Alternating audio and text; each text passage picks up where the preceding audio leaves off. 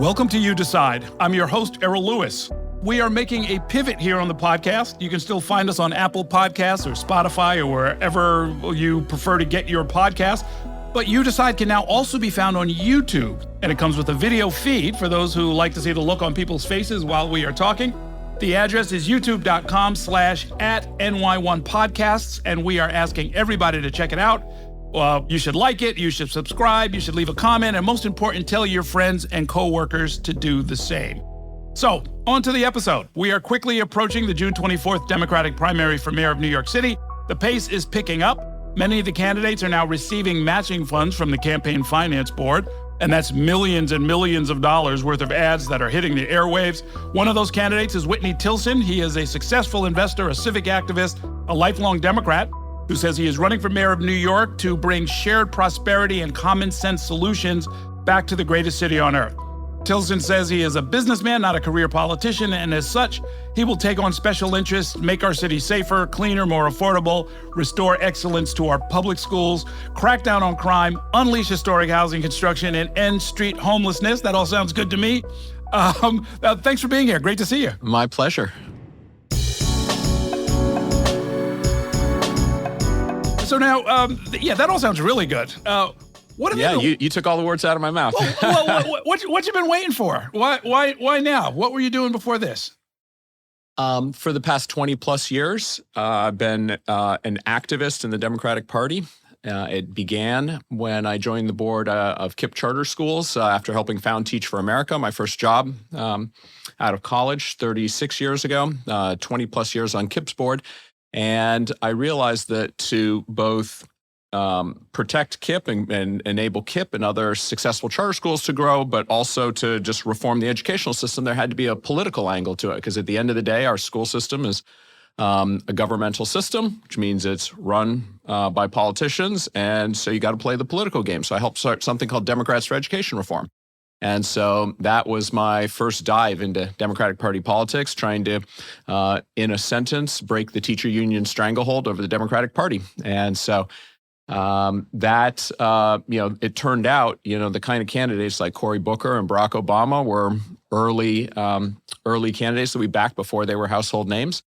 They were great on other issues as well. And so I did not plan to run for office. I preferred supporting other candidates, but after the latest election, I was shocked and horrified by what happened, by Trump's election, the fact that 90% of U.S. counties shifted toward him. And I think part of it is because we Democrats have not been doing a very good job running the cities and states that we control. And I looked at the field at the time, a bunch of career politicians. I said, career politicians are the problem here. We need an outsider who's not beholden to those special interests. And so decided to throw my hat in the ring. I thought there was a lane for an outsider and a business person like me. And I just saw that Daniel Lurie had been elected in San Francisco, 47-year-old political neophyte. And I said, let's try that in New York. Okay, so maybe it's a trend. Like 81% of Democrats in the last Marist poll here in New York, you think the city's going in the wrong direction. You gave us a little bit of your diagnosis there. And let's talk about schools for a minute. What is it about schools that is going wrong now in a way that would, it sounds like you want to sort of, for lack of a better term, restart the charter wars, right? I spent a lot of time, not nearly as much as you, but I spent a lot of time chronicling the back and forth during the Bloomberg years especially. There were big, savage fights. And I was at the center of them. I was more on the side of charters than my friends wanted me to be, because, to me, educational excellence, you can smell it when you're in the building, you can sense it. It doesn't really require a lot of hard metrics, but even the hard metrics were irrefutable. And I thought there should have been more openness to it, as charters were originally intended to be, an experiment that could then provide some guidance to the overall system. But where are we now with that? It sounds like you have some unfinished business with this question. Yes. Trump's election actually made it very complicated for us at Democrats for Education Reform, because we had previously, been doing battle with the teachers unions primarily. And then we were allies with them in opposing Trump's agenda. And so it made it harder to do battle with, people you are allied with on almost every other issue, right? So the charter wars have dissipated for sure, but we have an incredible charter sector in New York City. It educates 300 odd schools, are educating 150,000 kids, about 15% of New York City public school kids. And I'm proud to say we have one of the best charter sectors in the country. We don't allow for-profit charters, any of these online charters, the things that give the charter movement a black eye. And there is rigorous accountability. I can tell you the 18 KIPP schools that we operate in New York City, every 5 years, each one of those schools is goes through a real root canal evaluation by its charter authorizer. And that keeps us on our toes. Our schools, every charter can be put on probation or even shut down if they cannot demonstrate that they are delivering for children. My question is why isn't the same standard of accountability applied to the other 85% of New York City public schools? Well, just to clarify, this root canal, Yes. this deep audit, which could result in changes, including drastic changes or even being shut down. Is that by the authorizing group? Is that by a government entity? Who's doing that? It's the charter authorizer. So there are 3 charter authorizers. The largest is SUNY. In the state, it's more than half of them. And so it's very difficult to get a charter, to get public money, to have the privilege of educating New York City, New York State school children, to get millions of dollars of, KIPP's budget is for its 18 schools approaching $200 million. 97% of that is city and state money. And so it's hard to get a charter, which is good. And it's difficult to keep a charter. So there are real standards and accountability that apply to 15% of our public schools. And again, I asked the question, well, why isn't there similar accountability? Because, you and I both know there are plenty of public schools that have been failing children, not just for a year or two or for 5 years, but for generations. Sure. And there are very few consequences. Well, I mean, there are consequences. You can move your kid out. You can go to parochial school. There are these charters. I mean, in fact, this is partly why, the way I think of it is that not so much a truce, but like kind of a stalemate in the charter wars was that, I don't know if 15% is where it tops out, but I often thought, and I talked to some charter operators who believe this, that there was some percentage that was going to be the ceiling, that it would take its place alongside parochial schools, private schools, and just be an alternative, right? There were maximalists who always said this should be 100% of the system, which has been tried in some special cases in New Orleans. It was done in New and Orleans so forth, after Katrina. They charterized the whole system. Right. But I'm not calling for that. But I think I'm a champion of any great school that's doing a great job educating kids. So, for example, under Mayor Bloomberg, he and Chancellor Klein, they opened 5 new specialized high schools, supplementing Stuyvesant, Bronx Science, Brooklyn Tech, and LaGuardia.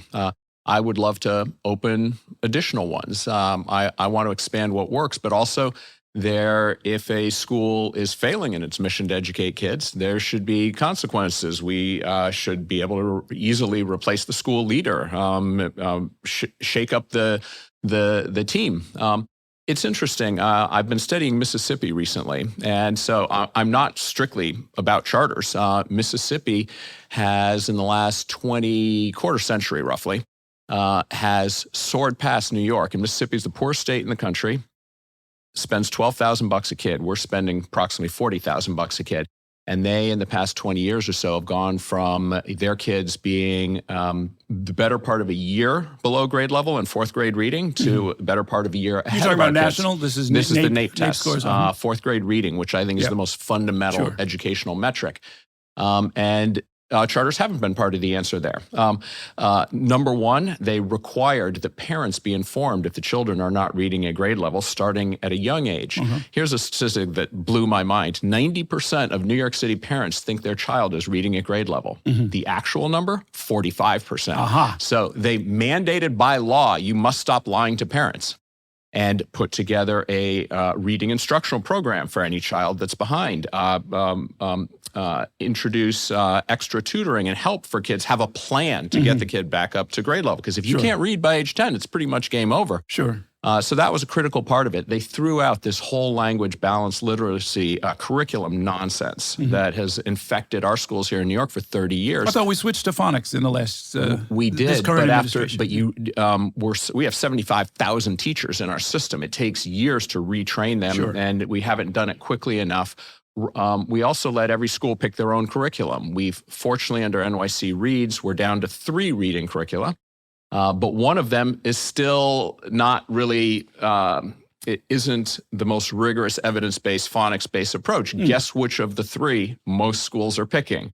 The one that they're sort of accustomed to teaching for the past 30 years.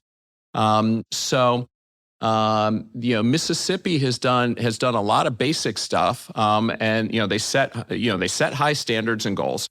They adopted rigorous curriculum. They did rigorous retraining for teachers, and started informing kids and parents. And here's the most controversial thing they did: they ended social promotion in 3rd grade. A kid can't go to 4th grade unless they're reading at least a basic level, and that causes a lot of turmoil, or the few places that's been tried. But I actually think it's necessary to force the system. By that time, the school system's had the kid for 5 years. The kid's not reading at even a basic level. That's not a high bar. There needs to be accountability for the system. Sure. That says you can't just keep lying to the kids and parents and pass them along. It sounds like a backstop to the other strategies, which sound really interesting. I mean, we end up doing reporting about something I know you are aware of, which is that if you're falling behind in a serious way, you get an individual educational plan, an IEP. We've reported, and this is one of these evergreen stories that drives me nuts, that it takes most of a school year to get the IEP in place. And that inefficiency fails the kid twice, right? So somebody who needs extra help is actually getting the worst possible outcome, right? Like you're letting a whole year go by before you create the plan, which then can't be implemented over the summer, and so they've lost a full 12 months. Yep. Well, it sounds like education is going to be a very big focus. Look forward to hearing a lot more about that. We just got $2 million of matching money on Monday, and the first paid ads, and all mostly on digital media. I don't know how much will be television, is talking about this particular issue. Very good. Now, you are described as a former hedge fund operator. That is a very generic term. Describe exactly what you did in your business life. Yes. After college, came down here to New York, helped start Teach for America, went back, did a couple years of consulting, Harvard Business School, married a New Yorker, and came down for good 31 years ago. And have been the first 5 years after business school, I actually ran something called the Initiative for a Competitive Inner City, a nonprofit I've co-founded with a business school professor, Michael Porter, focused on initially doing research on, this was after the LA riots, on inner cities as, places like Harlem in the South Bronx or South Central LA, where there'd just been the riots. As economic areas, and how could we build businesses, create jobs in these communities. We ended up creating an investment fund called Inner City Ventures that I hired a couple guys to run, and is still going strong to this day. That's raised $1.7 billion and invested in minority-owned and inner city companies all around the country. Then 25 odd years ago, I pivoted into the investing world.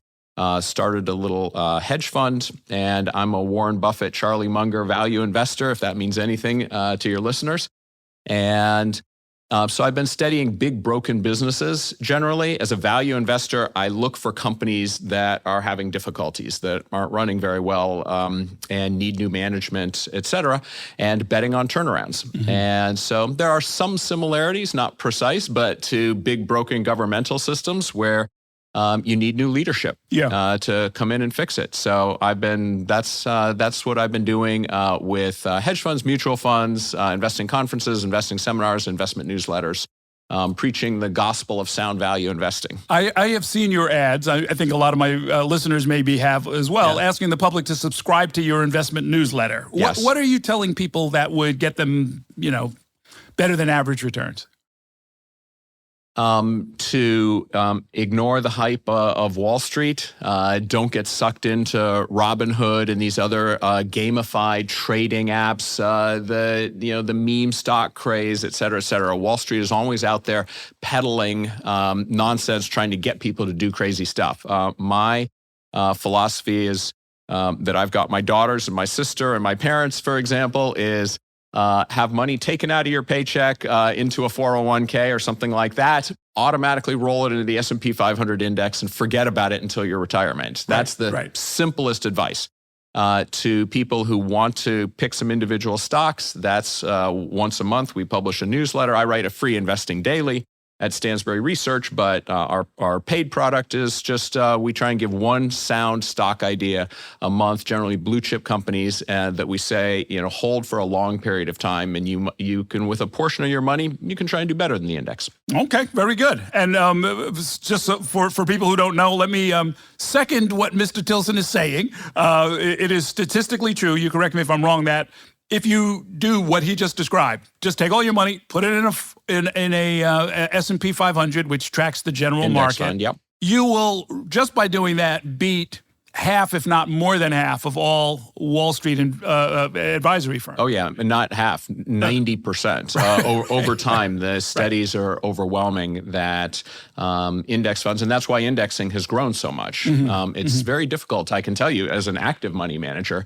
to beat the market. And if you're going to try and do so, you need to have a long-term approach and own blue chip stocks and have a good eye or good advisors to help you pick a half dozen or a dozen of them. One exception to that, I mean, that buy and hold value approach, or I should say, what maybe some of my listeners know you for was that 60-minute special involving lumber liquidators, where it was not so much about value. You shorted the stock because you knew they were doing something that was unethical, probably illegal, and was going to crash the value of the stock, which is exactly what happened. Yes, they were lumber liquidators, which has now gone bankrupt in part as a result of these revelations, was sourcing flooring, laminate flooring from China. And the Chinese manufacturers, to save money, were using glue that had a lot of formaldehyde in it that created toxic fumes that violated U.S. environmental standards. And I discovered this. The stock was a high flyer in part because their margins had grown a lot because they were buying illegal wood in China, which improved their profit margins because they could buy for less. And so I took the story to 60 Minutes, 60 Minutes blew the whistle on them, and the stock collapsed. And so, that's another example of sort of how I took a lot of risk out there. I was fully expecting to be sued by the companies. Most companies sue, critics like this. And I was very publicly How did you find it out? Was it public information that you found it, or it was buried somewhere, though, right? Interestingly, a nonprofit environmental group had done a report on them that sort of drew my attention. The stock had gone up 6x or something, and something didn't smell right. So I pitched it publicly at a conference, and somebody reached out to me months later and said, I used to run a flooring factory in China, and we tried to sell to lumber liquidators, and they wouldn't buy from us because we complied with the environmental laws, so our prices were 10% higher than our Chinese competitors they were buying from. So he gave me the scoop. I then hired a lab that actually went to lumber liquidator stores, bought the lumber, took it to their lab, tested the emissions from it. It was off the charts, out of compliance. It wasn't close. Right. And then I had a story that I had done a story on 60 Minutes back in 2008 that actually won an Emmy with Scott Pelley on the housing crisis. I had identified that this thing was going to blow sky high, and there was all sorts of fraud, et cetera. So I was warning people about the global financial crisis. So I knew somebody at 60 Minutes. We'd won an Emmy together. So I had a relationship there, and I called him up and I said, and this was 6 years later. And I said, I've got another great story for you. And they looked into it, and it was perfect for them. All right. And so those were the 2 times I was on 60 Minutes. Well, the next time you get a tip like that, you know where to call, right? Right. You've got my phone number. You know how to reach Anthony. Right. We want to hear it here first. So actually, while we're on the subject, where do things go now? There's still some predictions that we could see a recession or even a depression based on not so much the tariffs themselves, but the uncertainty that's being caused by them. How do you read all of that? Yeah. Donald Trump in this area, as in pretty much other area, is gone rogue, is harming our country in so many ways, including economically, and embracing Vladimir Putin. I mean, it just caused me so much brain damage to see what he's doing. I've been very involved in Ukraine, been over there 4 times, but sort of embracing dictators and alienating our closest allies like Canada and the UK. It's madness. I told my readers in my free investing daily, as the stock market crashed by 20% in a short period of time, as this madness became apparent, I said, Trump's a deal maker. This is self-inflicted. He doesn't want a recession to launch his second term.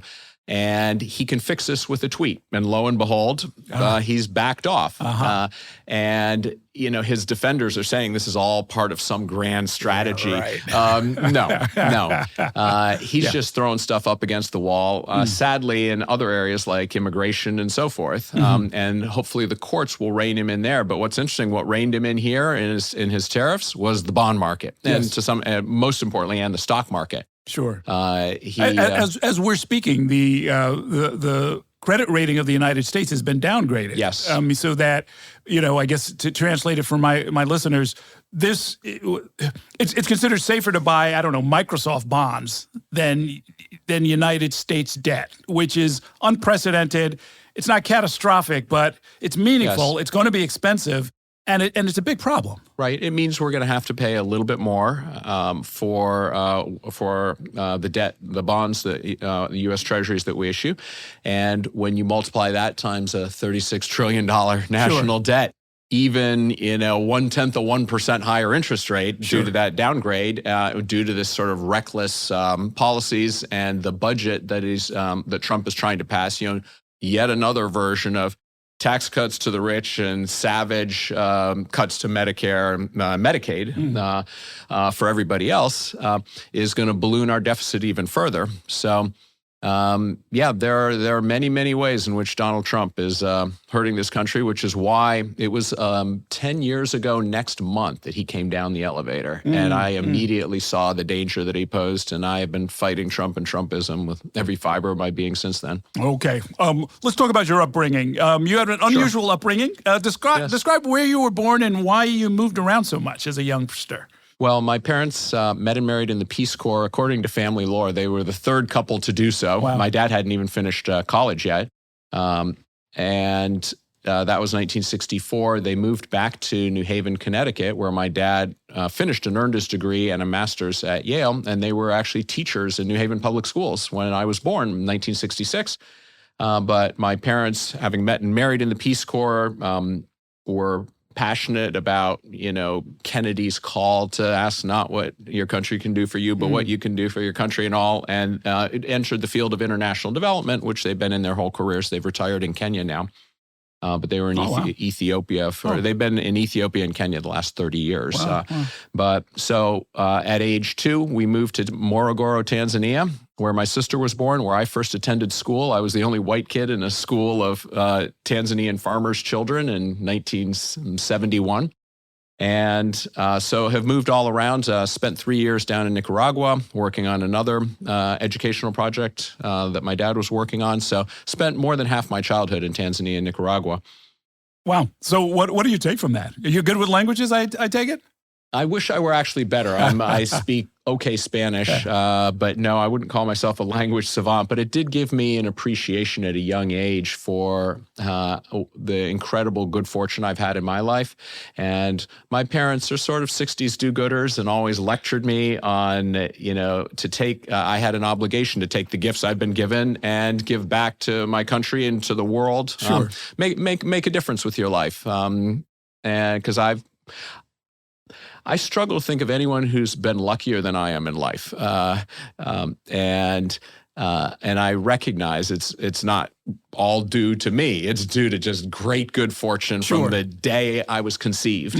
And I think people who have that kind of good fortune have the obligation to give back. So explain this to me, Whitney Tilson. Your great-grandfather, I read, was a longtime congressman from Connecticut. Yeah, don't tell anyone he was a Republican. Not a big deal. But he served. He was majority leader in about 100 years ago in the U.S. House. He was a real serious guy. Put in 22 years in Congress, became majority leader.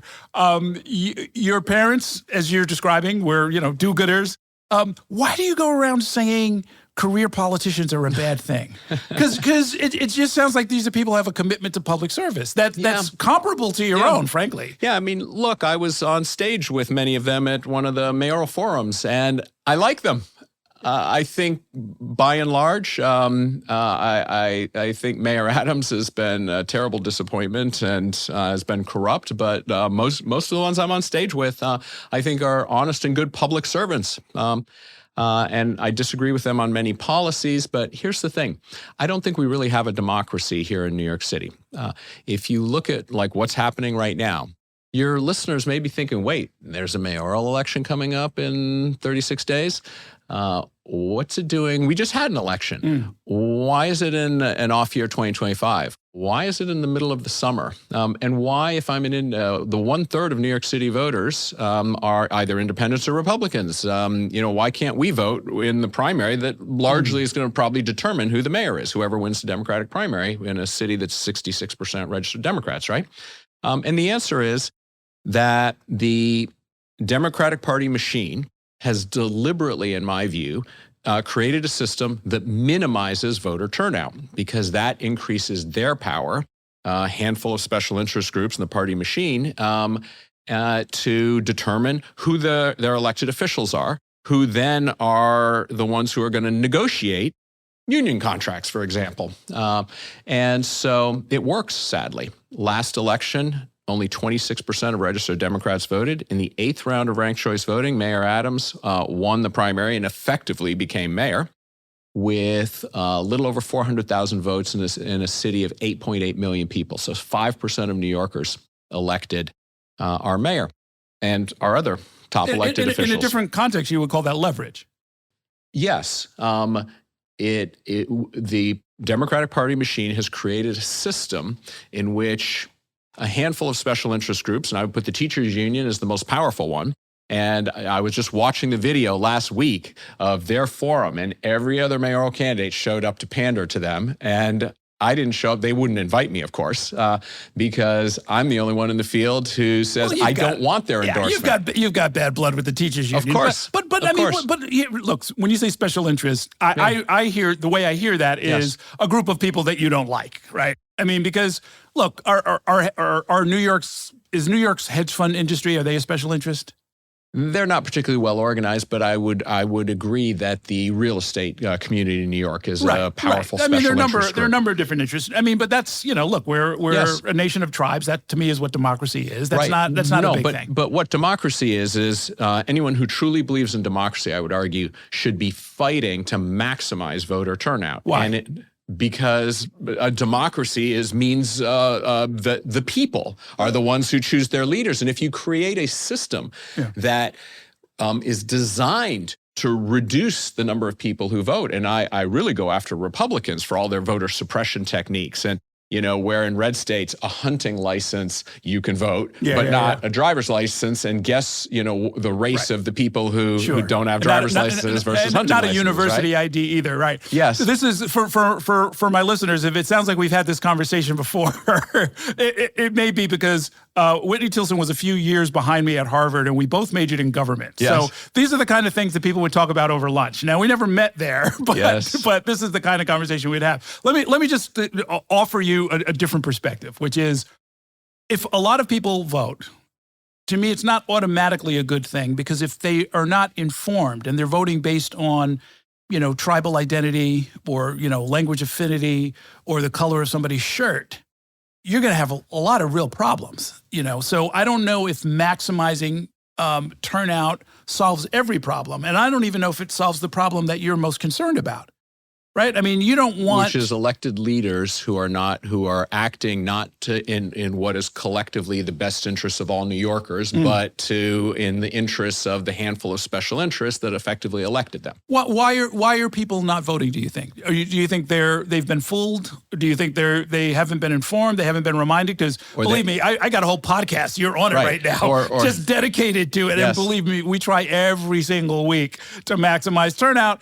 But I want to maximize informed turnout. Yeah. Well, I would, by the way, disagree with you in that if I were czar, I would pass a national law making voting mandatory. Australia has that, for example. And it's not, people aren't dragged away to jail, but, it's the law. A number of countries have this. And that's one way to maximize turnout. But, in the national or presidential elections, you have roughly 2/3 turnout. Okay, so it's not 100%. It's not universal, and more engaged and informed voters. So sort of, I would prefer 100%. I would prefer that it be mandatory. I would prefer that you can do it on your phone. Like I can open a bank account, very secure things you can do on your phone. They verify your ID. You can apply for a passport, et cetera. I think you should just be able. It should be as simple as an app on your phone to vote. I would do everything possible to get to 100%. We may disagree with that, but can we agree that 26% in the last mayoral primary in New York we should strive for something at least closer to, Daniel Lurie but other cities and states, almost all cities and states are on the national cycle. We are a real outlier. And so instead of 66% turnout, we get 26%. And by the way, the previous election, de Blasio's re-election, where in fairness, he wasn't really opposed, the turnout was 14.5% of eligible voters. Listen, when you do these mayoral forums, and I know you've gone to a lot, I've only moderated one of them so far. I'll be moderating at least one of the televised debates that you'll be in. You may have noticed that when there's 9 of you on stage or 8 of you on stage, it's very hard to develop an idea or even follow an idea. Yes. The same is true writ large, so I don't have a problem with people deciding, you know what, I don't have time to invest in 9 candidates. I can't figure this out. Winnow down the field, and then I'll go to a trusted source, whether it's my neighbor, my district leader, my shop steward, or somebody else, and then get some guidance and figure it out. And how and when they do that is people's individual choice. They've got other stuff to worry about. They want to feed their kid. They want to, whatever. Right. Or who had the most TV ads or made digital impressions, which is a function of how much money a candidate raises. Right. Exactly. So I wouldn't stress too much about how many people or how people are making their decisions. If you understand that how they make their decisions is a very, very personal, matter, number one. And number two, not something we can necessarily predict. You can get some really crazy outcomes with high turnout. We can go through the record and find instances of that. In any event. And by the way, it was, I think, Democrats always used to think in, for example, presidential elections that high turnout would favor them. And it turns out both of Trump's victories, I think, have been driven by higher than expected. Why were the polls wrong? Higher than expected turnout. He was able to motivate a base of people who were angry, fed up with the system, and weren't voting. Right. And he was able to channel that anger into "I am your savior." That's right. And see there again. They call them low propensity voters in the literature. Yeah. They are targets for demagogues, and the founders warned about this. So, I don't know if I want to set things up for a demagogue to come in, find the low propensity voters, sweep them all into the polls, and then say, "See, it's better. We have higher turnout." I'm like, let's get the right turnout for the right reasons. Let's make sure the voters are as informed as we can reasonably make them. Let's allow people the freedom to decide. Here's a weird aside. I've mentioned this a couple of times. I'm a member of the Screen Actors Guild. I've done a couple of TV things here and there. So they used to send DVDs. It's all digital now. But I'm allowed to vote on the Screen Actors Guild Awards on who's the best movie and who's the best this and the best that. And I usually don't vote because I haven't seen them all, and it wouldn't be fair. And I don't want to screw things up. And I think a lot of voters in the political context feel the same way. They haven't been reading the papers. For some reason, they haven't been listening to my podcast, even though it's free. They don't necessarily have cable, so they don't see me on TV. And they don't want to screw things up. And they haven't checked in with their person, because everybody's got somebody who, you sort of outsource a lot of this stuff to. Or it could be, the New York Times. I just follow the New York Times when they used to endorse. Exactly, which is one more reason they should be doing endorsements. So yeah, I've heard a rumor they're thinking about endorsing. I don't know if you've heard that rumor. They've got some complicated thing where they asked me to participate, and by the time they finished explaining it, I was like, you know what, I can't be involved in this. Either endorse or don't, but don't drag a bunch of experts out there and have us all opine and then put some sort of a gloss on it as if, it's like, just make a decision. Yeah, I can tell you they're bringing all the candidates in this week to do some short videos and all informational stuff for their readers. But it includes, a half an hour sit down with their political and local teams. So. Okay, that's maybe the source of the rumor, but they would be doing that whether they're endorsing or not. Right. So. They'll have all of the materials for an endorsement. Maybe they'll reverse their decision. Anyway, talk about your path to victory. How do you get from here to Gracie Mansion? It's a very narrow path. I'll be, completely honest. With 36 days to go from when we're sitting here, I didn't get matching money until just a week ago. And New York's a very big city. I started with 0% name recognition, so I'm still polling in the low single digits. By all accounts, Cuomo is dominating the field, if you believe the polls, just on name recognition. And on a policy basis, I'm probably most similar to him in the field. I got into the race before I knew whether he was going to enter. And if nothing changes, I cannot beat Cuomo. But he's got a lot of history, and something could change. If you look at his previous mayoral elections, sometimes things change, dramatically. Look what happened up in Canada. Yeah, that's right. A 20-point swing. That's right. In about 90 days. Exactly right. Right. Look what just happened just yesterday in Romania. 10-point underdog won by 10 points. So. Look at Andrew Yang and Mayor Yang and et cetera, right? So I'm going out there with a message of being the change candidate, being the business-oriented candidate who can just run this city better. And I think you pointed out earlier that 81% of voters think the city's headed in the wrong direction. Sure. I saw that, back in November. I think that's a national phenomenon, not just New York City. That helps explain why 90% of U.S. counties swung toward Trump relative to the prior election. And so there's an environment where I felt like when I entered the race in November, and still true today, though time is a lot shorter, where an outsider could come out of nowhere and be a dark horse and pull an upset. But I'm going to have to be very good, use the $2 million of matching money that I got a week ago very cleverly, and have some things break my way. Why didn't you just self-fund? You could have come up with that $2 million. You could have just written a check, right? Yes, it would have been a stretch. I'm not a billionaire hedge fund. Everyone assumes hedge fund manager means you're a billionaire and thinks. But billionaire. Yes, but you can't. You either have to fully self-fund, or your richest friends can only give you $2,100. Right. And so it was.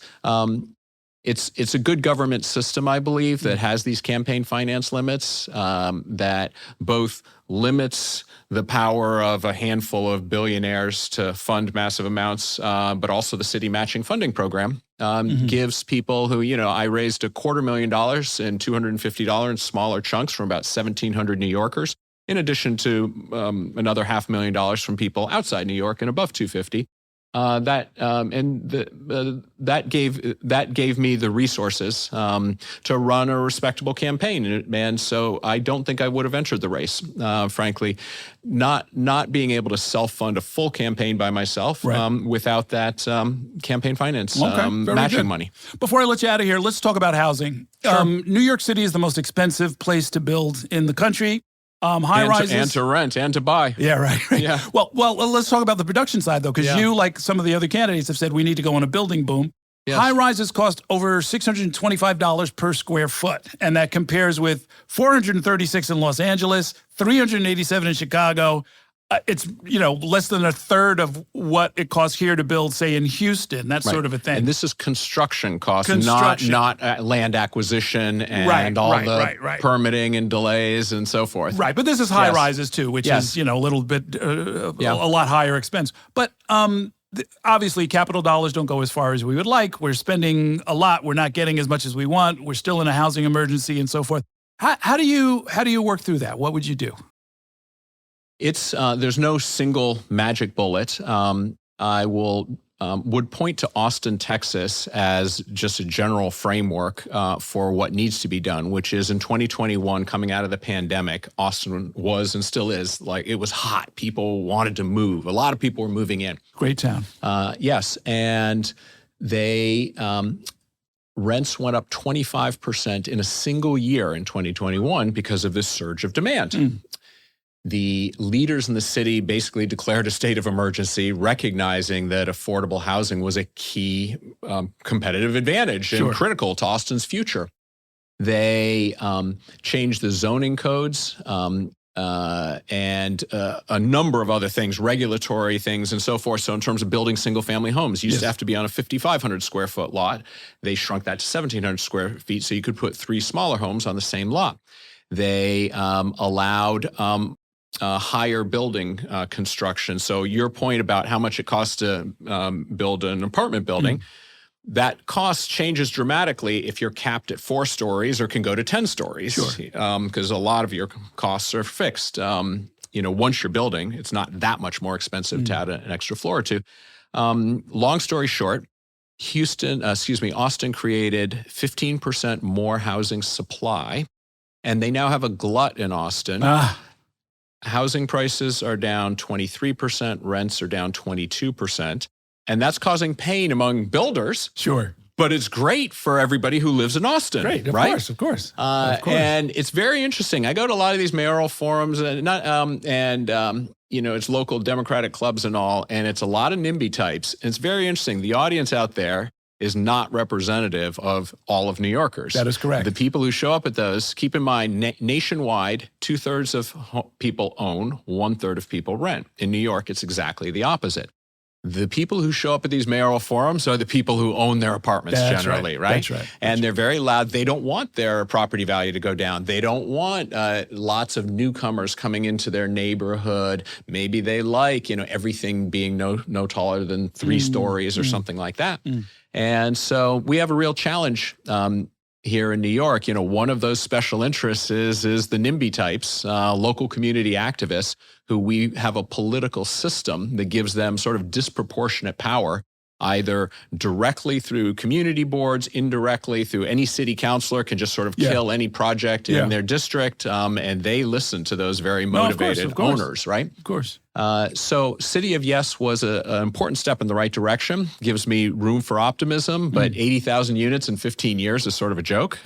We need to do a lot more of that, but at least it sort of broke I would say almost 50 years. It was back in 1961 that the city council basically outlawed the 6-story apartment building, which was the standard middle-class housing in New York, right? Sure. So we've got to build on City of Yes and do a lot more of that. But the real estate developers I talk to sort of say the common quote is they treat us like the enemy, and they're like, I'm done with New York. I'm building in Jersey City. I'm building in Newark. When Baltimore, we're losing, great place. Arlington. They're not even going south where it's really easy. And when we're losing to Newark and Jersey City, we're in trouble. And that's why we've got a housing crisis and 1.4% vacancy rate. And nationwide, rents have gone down 24 consecutive months, and they're still going up here in the city. I've got 2 daughters in the city paying market rate housing, and I can I hear from them how crushing it is.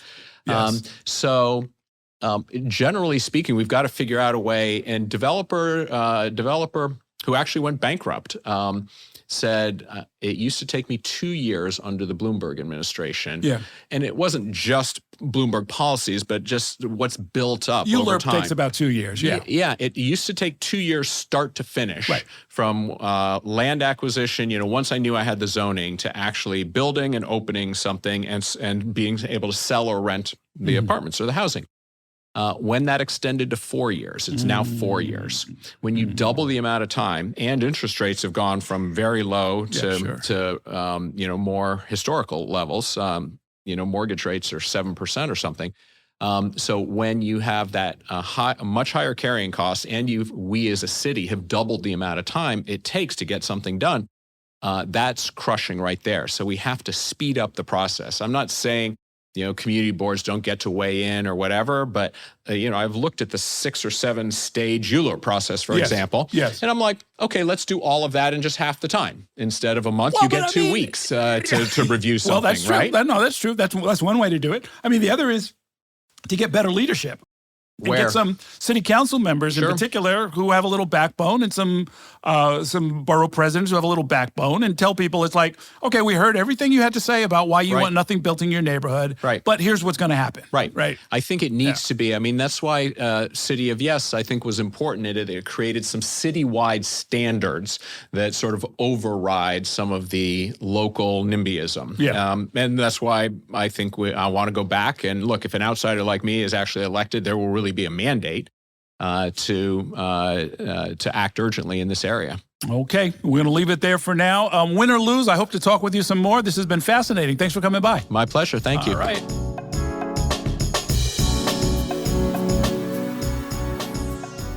If you want to keep up with what's happening in New York politics and hear more conversations with the people shaping the future of New York and beyond, subscribe to our channel. And let Spectrum News be your resource for balanced, in-depth political coverage, elections, and issues that matter to you.